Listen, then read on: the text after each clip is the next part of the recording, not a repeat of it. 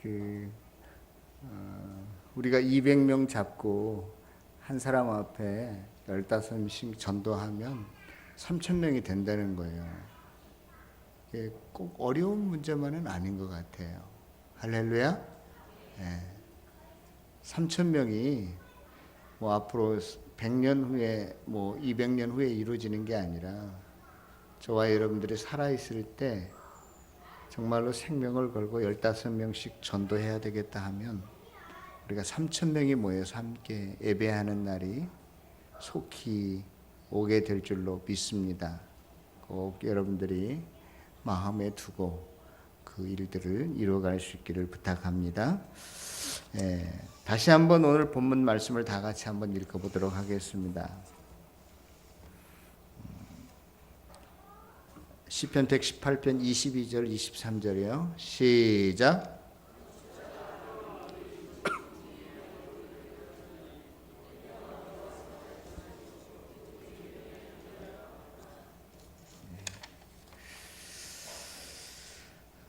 우리가 그 추수감사 주일과 VIP 전도 축제를 앞에 놓고 우리가 과연 무엇을 감사할 것인가, 또 어떻게 하나님 앞에 감사할 것인가, 또 VIP들에게 예수님은 어떤 분이신지를 말해야 될까, 이러한 생각이 들었어요. 여러분들 그 유약 효과라고 하는, 플레이스보 효과라고 하는 것을 다 아실 줄로 압니다. 프랑스에 어느 한 아주머니가 있었어요. 근데 이 사람은 습관성으로 그 복통이 자주 찾아오는 거예요. 그럴 때마다 병원에 가서 의사 선생님에게 처방을 받아서 동네로 돌아와서 동네 약국에 약을 사서 먹으면 낫고 그랬어요. 어느 날 갑자기 저녁이 됐는데 또 배가 아픈 거예요. 그런데 이미 병원 문은 닫았어요. 그래서 너무나 아프니까 어쩔 수 없이 자기가 평상시에 가던 약국에 가서 약사한테 사정을 합니다. 내가 지금까지 이러이러한 약을 먹었지 않느냐. 똑같은 증상이 있는데 그 약을 좀 저에게 이렇게 제조해 주셨으면 좋겠습니다 하고 사정을 했어요. 그런데 알다시피 약사가 마음대로 약이 있다고 줄 수 없잖아요. 뭐가 필요해요? 의사의 처방전이 꼭 필요하니까 내가 그럴 수가 없습니다. 거절했어요.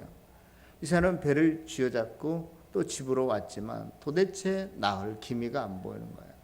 떼굴떼굴 구르면서 또다시 약국을 찾아갔어요. 제발 똑같은 증상인데 그 약을 좀 저에게 주십시오. 그래서 약사가 안 된다고 하지만 이 사람은 가지도 못하고 약국 앞에서 막 떼굴떼굴 구르는 거예요. 그러니까 약사가 보다 못해서 그러면 이번만 제가 드리겠습니다 하고 똑같은 약을 주었어요.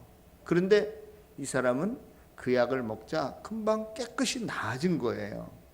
그런데 실상은 이 약사가 준 약은 그 캡슐 안에 들어있는 모든 약을 다 빼내고 그냥 빈 껍데기만 준 거예요. 이것을 가짜 약이라고 하잖아요. 그런데 이것을 받아 먹은 사람은 심리적인 효과 때문에 정말로 나았어요. 이런 것을 플레시보 효과라고 하죠. 그래서 지금도 제가 알기로는 제약회사에서 새로운 약을 만들었을 때 식약청 이런 데 보고할 때 그 유약 효과의 보고도 아마 해야 되는 걸로 알고 있어요.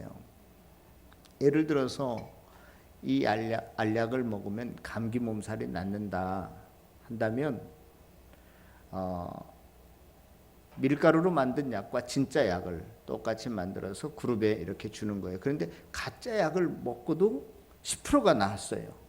이런 것을 유약 효과라고 그러거든요. 근데 진짜 약을 먹었는데 이 집단에서는 12명밖에 안 나섰다. 그러면 이게 실제 약 효과가 있는 거예요, 없는 거예요? 없는 거라는 것이 판명이 나기 때문에 제약회사에서 식약청에 어떤 신고를 할 때 이 유약 그 실험을 꼭 해서 그 결과를 데이터를 보고하도록 되어 있습니다. 제가 왜 뜬금없이 이 이야기를 하고 있냐면 우리가 VIP들에게 예수님을 증거할 때, 예수를 소개할 때 마치 뭐 믿어도 되고 안 믿어도 되고, 믿으면 다행이고 뭐 마치 가짜 약을 먹어서 낫는 수가 있는 것처럼 그런 식으로 진짜 약을 가짜 약처럼 이야기하는 분들이 꽤 많은 것 같아요. 꽤 많은 것 같아. 그래서 우리가 복음을 증거할 때, 하나님의 말씀을 소개할 때 예수가 정확하게 어떤 분인가를 말해주는 것이 굉장히 중요한 것 같습니다. 이래도 흥 저래도 흥이 아니라 예수만 믿으면 뭐 병도 낫고 장사도 잘 되고 시험에도 철거덕 붙고 승진도 제때하고 만사오케야 무슨 만병통치약이나 주는 것처럼, 물론 그럴 수도 있어요. 제가 누누이 말하지만 우리 주님은, 우리 하나님은 능력의 하나님이시기 때문에 우리를 부하게도 하시고 강하게도 하시고 우리를 전개하게도 하시고 승리케도 하시고 이기게도 하시는 분입니다. 만병의 의사가 되신 주님께서 우리의 어떠한 병도, 아무리 현대의학의 의사가 고치지 못하는 병도 낫게 하시는 분임을 우리가 분명히 믿습니다. 그런데요, 다 그러면 좋겠죠. 아니 똑같이 믿는데 어떤 사람은 낫고 어떤 사람은 안 낫는 사람이 있어요. 그럼 그거 어떻게 대답하실래요? 예? 믿음이라고 하는 것은 그런 게 아니에요. 예수 그리스도는 우리의 병을 고칠 수 있지만 내 병을 고치지 않을 수도 있어요.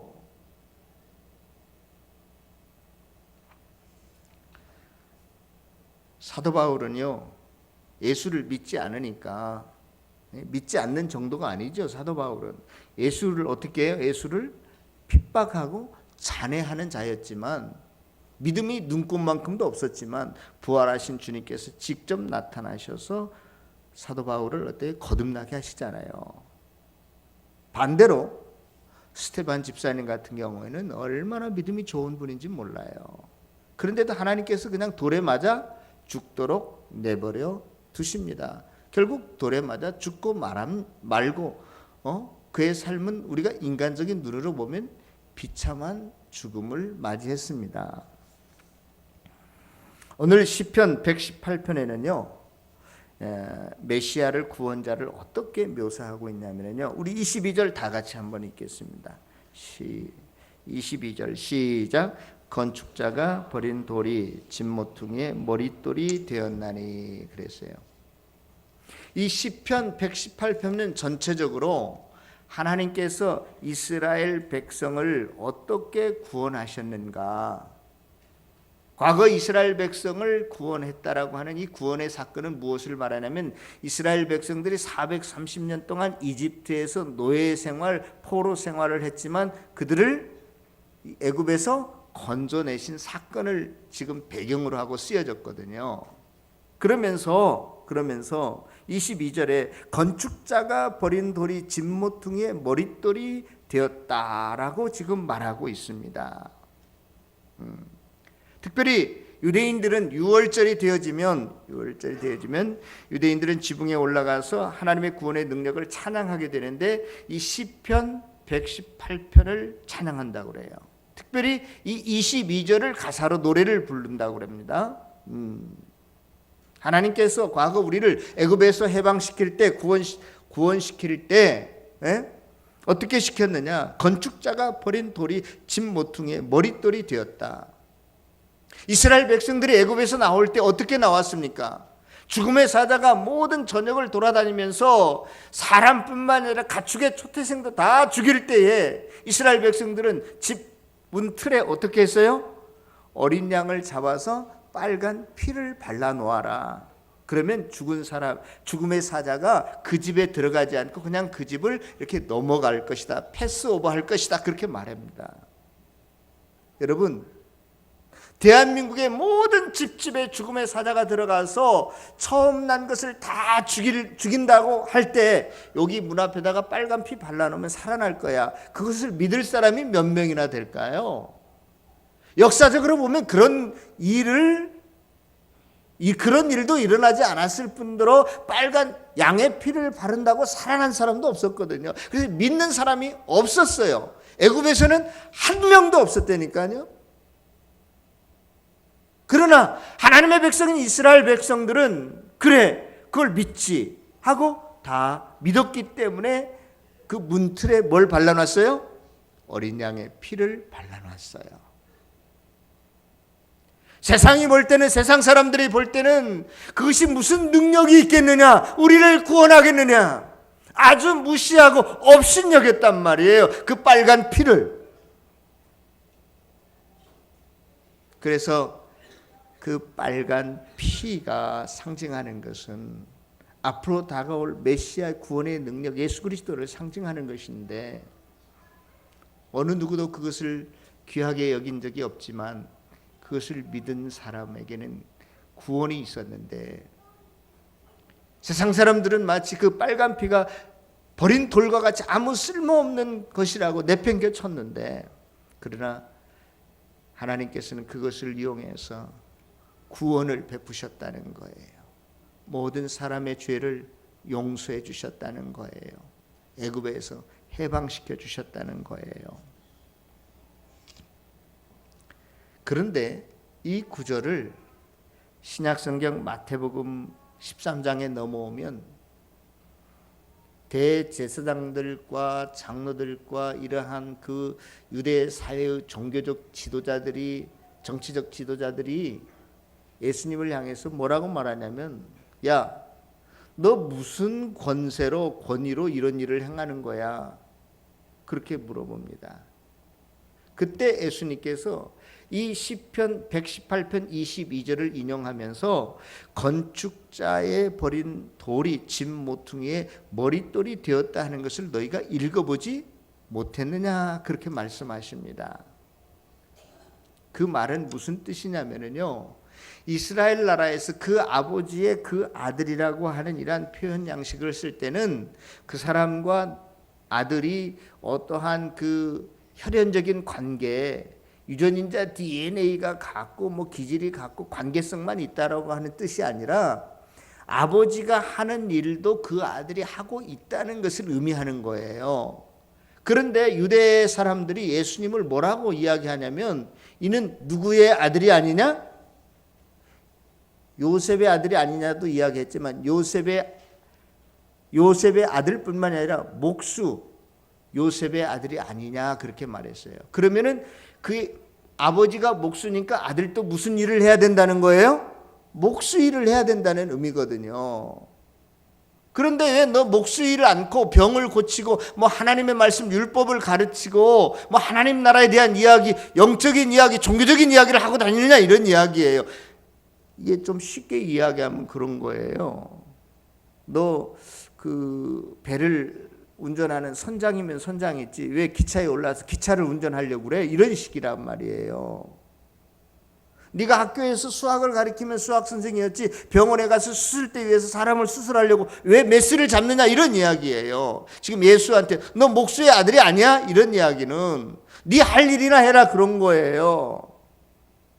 여러분들 중에 경제학을 공부한 분도 있고 여기에 보니까 법학을 공부한 분도 있고 음악을 공부한 분도 계신데, 제가 여기서 무슨 음악을 말하고 저는 신학을 공부했는데 무슨 노동법을 말하면 여러분들이 아이고 목사님 그 이야기는 접어두고 내가 해도 더 잘할 수 있으니까 목사님은 성경 이야기만 하세요, 그런 이야기란 말이에요. 지금 예수님은 목수의 아들로서 무슨 일을 해야 돼요? 목수의 일을 해야 되는데 엉뚱한 이야기를 하고 있다, 이 말이에요. 그때 예수님께서 이 시편 118편 22절을 인용하면서 건축자의 버린 돌이 뭐 집의 머릿돌이 되었다는 것을 너희가 읽어보지 못했느냐, 이 말은 너희들은 나를 절대로 집의 머릿돌로 여기지 않는다는 것이죠. 그 당시 히브리 사람들은 건축할 때, 집을 지을 때 머릿돌을 놓으려면 아주 정방향으로 네모 반듯해야 되고, 뭐 끝이나 이런 모서리가 뭐 이렇게 깨졌거나 금이 간거나 이건 절대로 사용할 수가 없어요. 그래서 바위에 가서 건축 그 머릿돌을 삼을 때는 아예 정방향으로 딱 반듯이 해서 그 돌을 떠온다고 그래요. 그런데 유대인들의 눈에 보기는, 세상 사람들의 눈에 보기는 예수님이 어떤 분이에요? 목수감밖에 안 되는 거예요. 나무 자르고 나무 대패질하고 톱질하고 그런 존재로밖에 안 보이는 거예요. 아주 하찮은 존재로 보이는 거예요. 아무리 잘 봐줘도 저 사람이 우리의 무슨 죄를 용서하고 우리를 구원할 사람으로 보이는 거예요? 안 보이는 거예요? 전혀 안 보이는 거예요. 안 보이는 거예요. 불완전한 존재로 보이는 거예요. 유대 사회는 명예나 수치를 가장 중요하게 여기는 사람들입니다. 그래서요, 부자는 부자 나름대로 명예가 있고, 농부는 농부 나름대로, 어부는 어부 나름대로, 목수는 목수 나름대로, 율법사는 율법사대로, 제사장은 제사장대로, 유대 사회는 심지어 거지도 명예가 있다고 생각하는 사람들이에요. 자기 나름대로 자기 위치를 지켜가는 것이 명예라고 생각했던 사회가 유대 사회였거든요. 그런데 지금 예수님이 목수의 아들인데 목수의 일을 해야 되는데 목수의 일을 하지 않고 다른 일을 하고 있다는 거예요. 저도 도대체 너는 가당치 않는 사람이야, 너는 그런 존재야 하고 지금 예수님을 모욕하고 수치를 주는 말을 하고 있는 거예요, 제사장들이.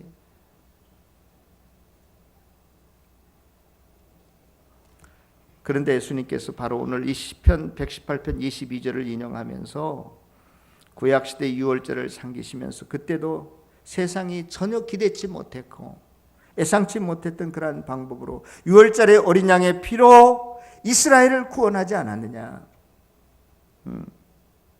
너희들은 지금 나를 가당치 않은 존재로 여기지만 하찮은 버린 돌에 불과한 것처럼 나를 이렇게 구박하고 나를 천대하지만, 너희들이 전혀 예상치 못한 방법, 세상이 좋아하지도 않고 추구하지도 않고 그렇지만 싫어하지만 너희들이 내 안에서 구원을 얻을 것이라는 것이죠. 너희들이 죄 용서함을 받고 너희들이 거듭남을 체험하고 너희들이 하늘의 소망을 너희들이 하늘의 백성이 될 것이라는 것입니다. 하나님께서는 나를 통해서 새로운 세상을 창조하기 위한 머릿돌로, 가장 중요한 돌로 삼으실 것이라는 이야기를 하고 있습니다. 이것이 곧 나고자의 역설이 아닌가 하는 생각을 해보는 것이죠.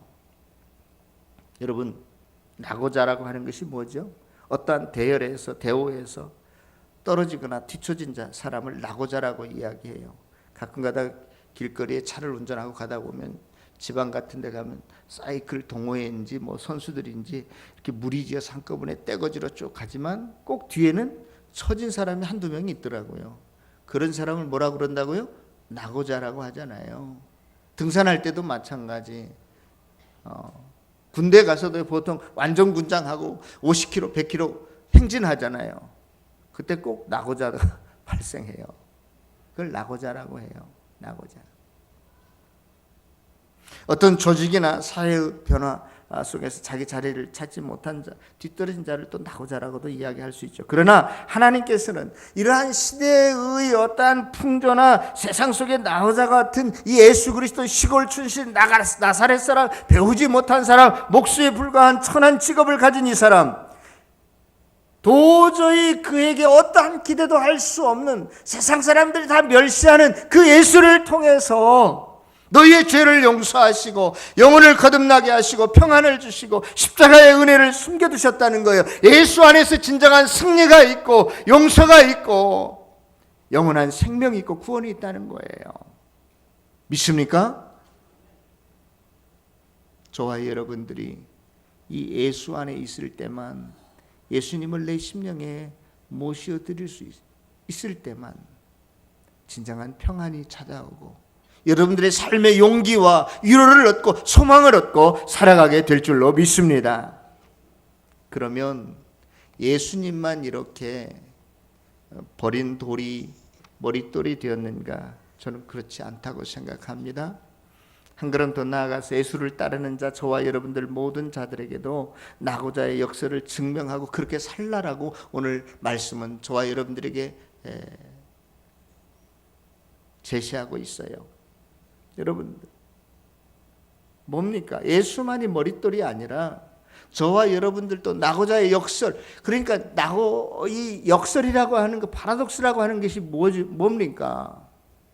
말은 하지 않지만 그러한 논리적 모순의 삶을 너희들이 살아내라, 그러한 이야기거든요.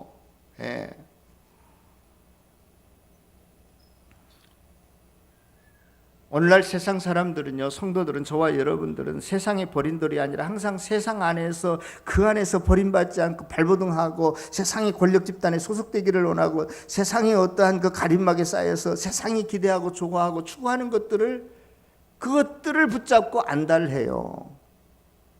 진리라고 하는 것은 보통 타당성을 가진 것이지만 그게 일반적인 진리이지만, 그러나 성경은 정반대로 저와 여러분들에게 가르치고 있습니다. 세상이 추구하고 갈망하는 것이 아닌 세상과 정반대로 나아가라는 거예요. 나를 사랑하고 또 주변의 사람들이 내게 빌어주고 권면해주는 반대쪽으로 달려가야 우리가 천국에 도착할 수 있다는 거예요. 넓은 길이 아닌 좁은 길을 가라고 말하고 있고, 너희들이 높은 자리가 아니라 낮은 곳으로 더 내려가라고 말하고 있습니다. 너희들이 안일한 삶, 평안한 삶이 아니라 너희들의 삶을 포기하고 희생하는 삶을 살라고 성경은 말합니다. 그럼에도 불구하고 우리는 이 세상을 살아가면서 어떻게 하든지 세상 사람들이 좋아하고 추구하는 그 좋은 자리, 평안한 자리, 돈이 많은 곳, 영향력을 발휘하는 곳, 그 자리를 차지하려고 발버둥을 치죠. 저는 조카들이 많이 있는데요, 조카 녀석 둘이 같은 해에 졸업을 했어요. 근데 서로 형 동생 하지만 나이는 똑같아요. 단지 몇 달 차이밖에 안 나요. 그런데 형은 어느 중소기업에 취직을 했어요. 학교를 졸업하고. 동생은 취직이 안 되는 거예요. 그래서 무슨 공무원 시험인가 뭘 준비한다고 집에서 나가지도 않고 2, 3년 공부했는데 안 되는 거예요. 그러니까 출근하는 형이 항상 뭐예요? 부러워요, 안 부러워요? 부럽잖아요.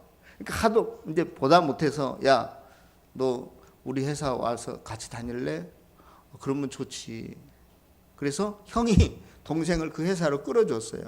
같은 해에 졸업했지만 뭐 직급이 2, 3년 먼저 들어갔으니까 형은 직급이 올랐고, 이 동생은 직급이 낮은 그 부하로 들어갔죠. 거기서 한 5, 6년 다니다가 이번에 동생이 어느 독일 자동차 회사로 스카우트해서 갔어요.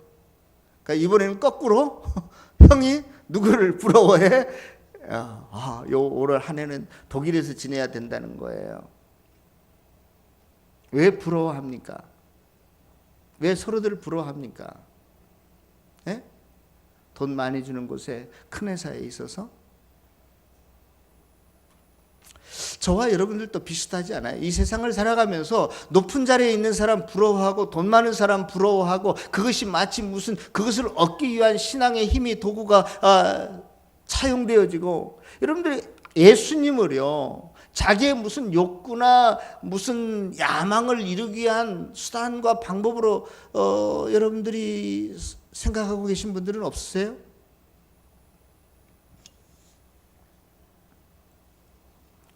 오늘 시편 118편 8절에 보니까요, 여호와께 피하는 것이 사람을 신뢰하는 것보다 나으며 여호와께 피하는 것이 고관들을 신뢰하는 것보다 낫도다, 그렇게 되어 있습니다. 우리는 세상의 어느 집단에 소속해서 회사에서 떨어지지 않으려고 아주 발버둥을 쳐요. 발버둥을 쳐. 그것 떨어지지 않기 위해서 하나님 나를 좀 도와주세요, 그렇게 말해요. 그런데 너희들이 진정으로 복된 자가 되려면 어떻게 하라는 거예요? 세상으로부터 버린 자가 되어야 하나님께서 머릿돌로 삼으시겠다는 것이거든요. 오늘 말씀의 주제가 그것입니다. 오늘 말씀의 주제가요, 세상의 나고자가 되지 아니하면 여호와께서 내 편이 될 수 없고 내가 하나님 편이 될 수 없다는 것이에요. 요즘 우리가 매일 아침 일어나서 사사기를 묵상해 가죠. 예? 사사기 묵상해 가는데, 우리가 지난 한 주 동안 기드온에 대해서 묵상했잖아요. 기드온에 대해서. 기드온은요, 뭐 재판장이나 장군이 될 만한 사람 감이 못 됐어요. 아주 유약한 사람이었어요. 그런데도 하나님께서 그와 함께 하시니까 전쟁에서 300명 가지고 13만 5천 명을 물리치는 대승을 일으킵니다. 세계 전쟁사에서 13만 5천 명, 300명이 무찌른 전쟁은 없을 것 같아요. 예? 예. 명란 해전인가 뭐 거기에서 이순신 장군이 배 11척인가 12척으로 뭐 왜군 320척인가 그걸 물질렀다고 하는데 그건 아무것도 아니에요. 비율로 따지면 이거 1000대 1입니까? 10,000대 1입니까? 그 전쟁을 이겨놓고 나서 기드온의 태도를 보면 완전히 뒤바뀌어집니다. 뭘 이걸 저걸 해라 그럴 때 못합니다. 나 못해요. 하나님 못해요. 뭐 하나님 나를 사용하신다는 증표나 보여주세요. 그러면 양털로 하나님을 시험하기를 하지 않나. 이런 인간이 말이에요. 나중에 그 대승을 하고 난 다음에는 어떻게 사는 줄 아세요? 그 대승을 딱 하니까 국민들이 또 뭐라고 말하냐면 우리를 다스리소서, 이 말은 우리의 왕이 되어주소서 그런 거예요. 지금 사사시대니까 이스라엘 나라에는 왕이 없잖아요. 근데 말로는 아니야, 나 너희들의 왕이 안 될 거야, 너희들 다스리지 않을 거야 이렇게 말하면서 실제적으로 그 행동은요 뭐처럼 행동한다고? 왕처럼 행동해. 왕처럼. 그 전에는요 사사들이 아내도 1명 정도밖에 안 거느렸어요. 그런데 아내가 갑자기 많습니다. 자식들이 몇 명이나 불어나요? 70명으로 불어나요. 그 당시 왕이나 이 정도 아내를 거느리고 자식을 두는 그러한 형편이었어요. 말은 나 왕이 아니야 라고 하면서 실제적으로는 지금 뭐처럼 군림하고 있는 거예요? 왕처럼 군림하고 있는 거예요. 자기 백성이 자기 대접하지 않는다고 다 칼로 목을 쳐버려요. 그 동네에 가서 그 분해를 망대를 다 헐어버리고 진멸하잖아요. 동족이 동족을 아주 그 포갑 정치를 하게 되죠. 기드온이. 그리고요 그 아들이 기드온이 죽자 그 아들이 사사가 되는데 그 아들 이름이 뭐냐면 아비멜렉이요. 아비멜렉이라고 하는 뜻은 내 아버지가 왕이다 그런 뜻이에요. 내 아버지가 왕이니까 나도 뭐다? 왕이다. 그래서 신학자들은요 그 아비멜렉이 이어서 사사가 되었는데 이건 인간이 아니야, 사사도 아니야 하고 분명히 사사인데도 불구하고 사사 이름에서 빼버린다니까요. 이건 아주 그냥 낮아도 질이 한참 낮은 놈이구나. 지금 이스라엘 나라는 하나님이 다스리는 나라이기 때문에 왕이 있을 수 없어요. 그런데 스스로 자기가 뭐예요? 왕이 되겠다는 거예요. 그래서 신학자들은요 이 아비멜렉을 왕의 사사 명단에서도 빼버린다니까요. 이건 사사로 취급할 인간이 못 되는구나. 사랑하는 성도 여러분, 내가 스스로 세상의 어떤 권력의 자리에, 높은 자리에 힘있는 영향력을 행사하는 곳으로 여러분들이 그것을 붙잡고 나아가면 그때부터 저와 여러분들의 삶은 몰락의 삶으로 떨어지는 거예요.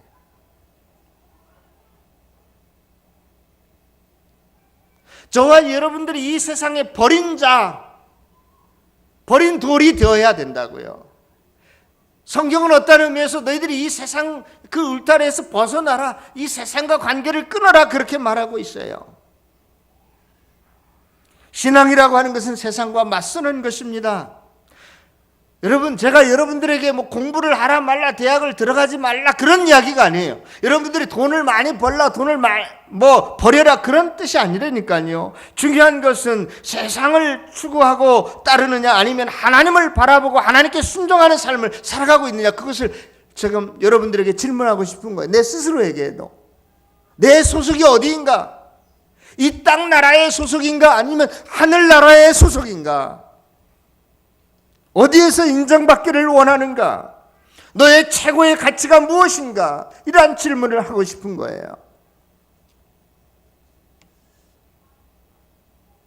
이 세상 나라에서 낙오자가 되지 않고 세상 나라에 붙잡혀 살면 세상이 자꾸 저와 여러분들을 간섭합니다. 세상의 가치와 말의 요구에 붙잡혀 살고 우리가 거기에 매여 살 수밖에 없어요. 하나님께서 이 세상에 버린 돌이 되지 아니하면 너희를 머릿돌로 사용할 수 없다라고 성경은 말하고 있다는 것이에요. 오늘 본문 속에서.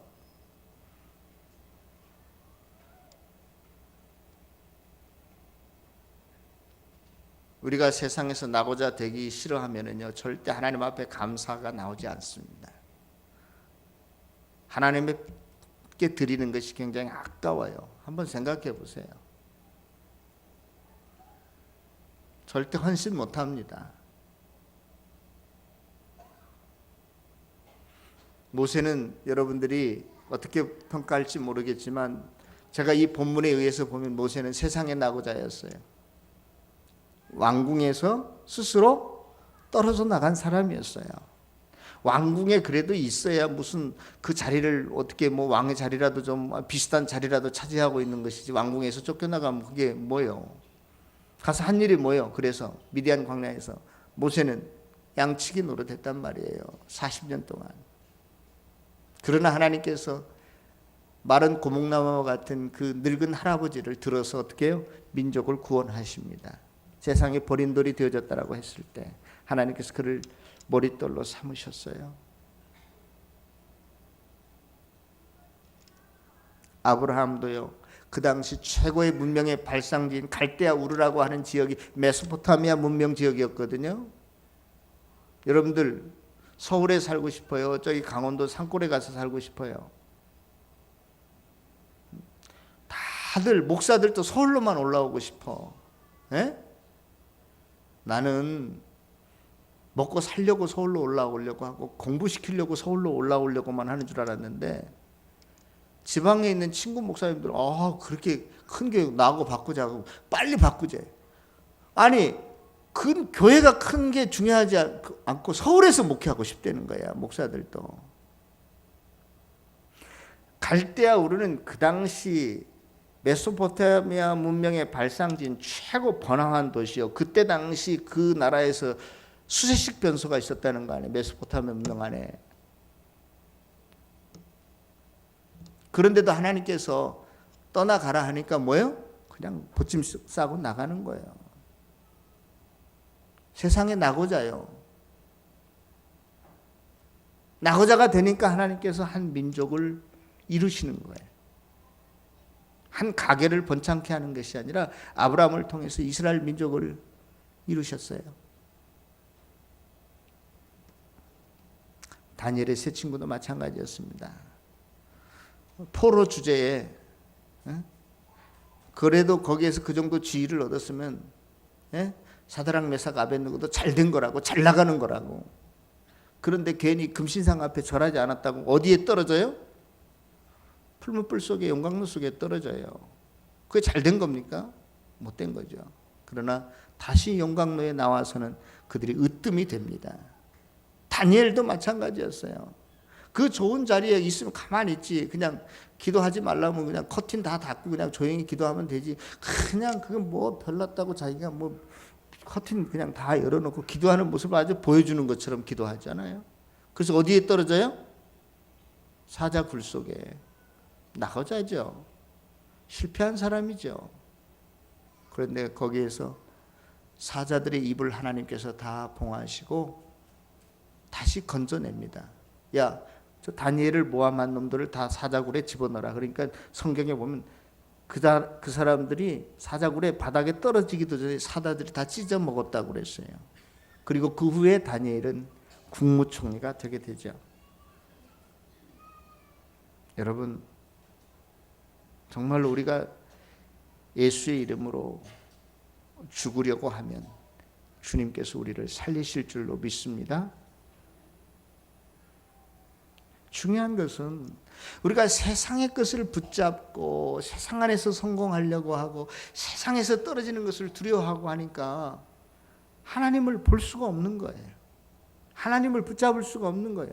내 소속은 실제로 하나님 나라에서 잘 되는 것인데 이거 망각해버리고 그저 세상에서 좀 잘 되려고, 좀 더 높이 올라가려고, 조금 더 뭐 건강해지려고, 조금 더 많이 쌓아놓으려고, 그러지 말라고 하는 것이 오늘 본문의 내용이에요. 너희들이 세상으로부터 버림을 받아야 된다니까, 세상으로부터 단절해야 된다니까요. 그래야 하나님께서 머릿돌로 사용하시겠다는 거예요. 모든 세상 사람들이, 유대인들이 예수의 겉모습을 보고 예수를 우습게 여기고 하찮게 여기고 도대체 저기에서 무슨 구원이 나오고 우리를 어떻게 평안을 주고 영생을 주고 죄 사함을 줄까 그랬는데, 그래도 예수를 믿고 따르는 사람들에게는 놀라운 은혜와 복이 그에게 임한 줄로 믿습니다. 하나님께서 이 건축자들의 버린 돌과 같은 예술을 사용해서 새로운 세상을 창조해 나가시는 줄로 믿습니다.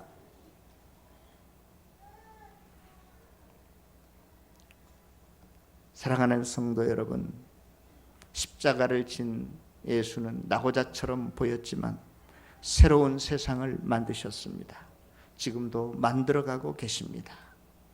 우리도 그러한 의미에서 자발적으로 세상의 가치나 기준, 방법을 끊고 권력, 돈, 애모나 어떤 기술을 끊어버리고 거기에서 탈출해서 세상에 버려진 돌로서 당당히 하나님만을 바라보면서 하나님 나라를 드러내면서 하나님의 백성으로서 일꾼으로서 살아가는 저와 여러분들이 다 되어지시기를 축원합니다.